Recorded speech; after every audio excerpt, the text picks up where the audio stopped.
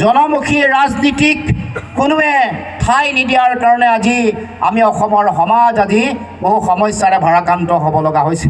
আজি খাই বৈ জীয়াই থাকিবৰ কাৰণে, আত্মনিৰ্ভৰশীল হ'বৰ কাৰণে, স্বনিৰ্ভৰশীল হ'বৰ কাৰণে, আমাৰ অৰ্থনীতিৰ ভেটি শক্তিশালী কৰিবৰ কাৰণে, আমি মাটি ভেটি ৰক্ষা কৰিবৰ কাৰণে, ভাষা ৰক্ষা কৰিবৰ কাৰণে ৰাজনৈতিক নেতাই জাতীয় দায়িত্ব পালন নকৰি কেৱল মাত্ৰ নিজৰ জেপ, নিজৰ টকা পইচা, নিজৰ ব্যক্তি স্বাৰ্থ এইবোৰৰ কথাত প্ৰাথমিকতা দিয়াৰ কাৰণে আজি অসম বিপন্ন, অসমৰ জাতীয় জীৱন আজি সংকটত পৰিছে।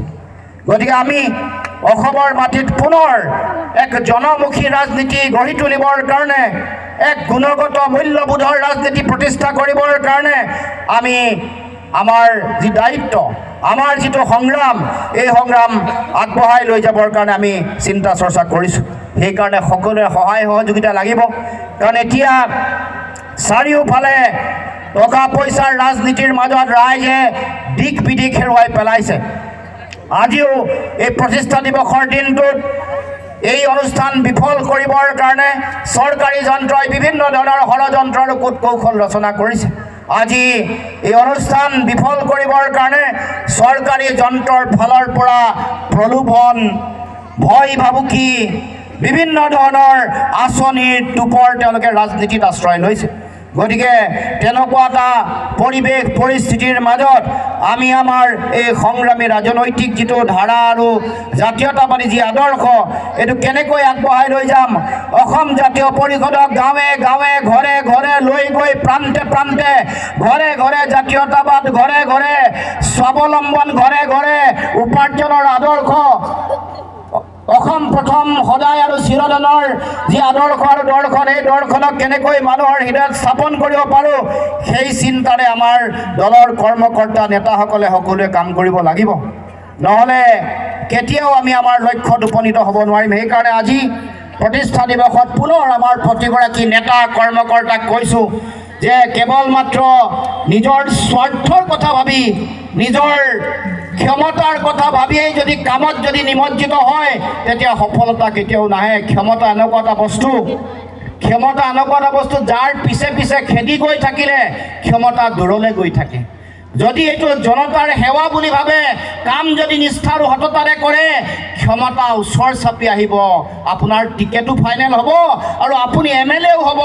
যদি কোনোবাই এই নিজৰ দায়িত্বটো পালন নকৰি, জাতীয় দায়িত্ব, শ্বহীদসকলৰ প্ৰতি দায়িত্ব যদি পালন নকৰি কেৱল মাত্ৰ টিকেট লাগে আৰু ক্ষমতালৈ যাম বুলি ভাবিছে, ক্ষমতা মৰীচিকাৰ দৰে দূৰলৈ গৈ থাকিব, ক্ষমতাৰ ওচৰ চাপিব নোৱাৰিব। গতিকে ৰাইজক ক'ব খোজোঁ, এই কথা পাহৰি নাযাব। এই কথা পাহৰিলে ক্ষমতা ওচৰ চাপি নাহে। না কোনোবা MLA বনিব পাৰিব, না কোনোবাই কাৰোবাৰ ওচৰলৈ ক্ষমতা আহিব। সততাৰে, নিষ্ঠাৰে মোৰ দেশ মাতৃৰ সেৱা কৰিব লাগিব। যিটো মোৰ দায়িত্ব আছে, যিটো জাতীয় দায়িত্ব আছে, সততাৰে পালন কৰিব লাগিব। যদি ঠগিছে জানিব দেশ মাতৃক ঠগিছে, যদি ঠগিছে জানিব আমাৰ বীৰ শ্বহীদসকলক ঠগিছে। গতিকে আমি দেশ মাতৃৰ সেৱা, পূজা অৰ্চনা সততাৰে কৰিব লাগিব, নিষ্ঠাৰে কৰিব লাগিব। ঠগিব কেৱল মাত্ৰ আপোনাৰ মোক বন্ধু দুজনকে ঠগিব পাৰিব, নিজকো ঠগিব নোৱাৰে, ওপৰজনকো ঠগিব নোৱাৰে, শ্বহীদকো ঠগিব নোৱাৰে। গতিকে আমাৰ দলৰ কৰ্মকৰ্তাসকলক আহ্বান জনাইছোঁ, কাম কৰিলে ফলাফল পাব, কাম নকৰিলে ক্ষমতা অৰ্জন কৰিবলৈ বহুদিন ৰ'ব লাগিব।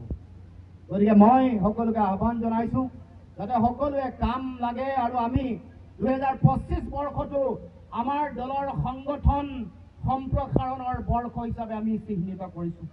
ইতিমধ্যে আমি দলৰ মজিয়াত কেন্দ্ৰীয় সমিতিৰ কাৰ্যনিৰ্বাহক সভাত আমি সিদ্ধান্ত গ্ৰহণ কৰিছোঁ যে 25 হ'ব গাঁৱে ভূঞে মানুহৰ মাজলৈ জাতীয়তাবাদৰ আদৰ্শ লৈ যোৱা, জাতীয় চিন্তা চেতনা মানুহৰ মাজলৈ লৈ যোৱা, জাতীয় প্ৰশ্নসমূহৰ বিৰুদ্ধে যুঁজ দিবৰ কাৰণে, জনতাক উদ্বুদ্ধ কৰিবৰ কাৰণে আমি সকলোৱে সংগঠন গাঁৱে গাঁৱে ঘৰে ঘৰে আগবঢ়াই লৈ যাম।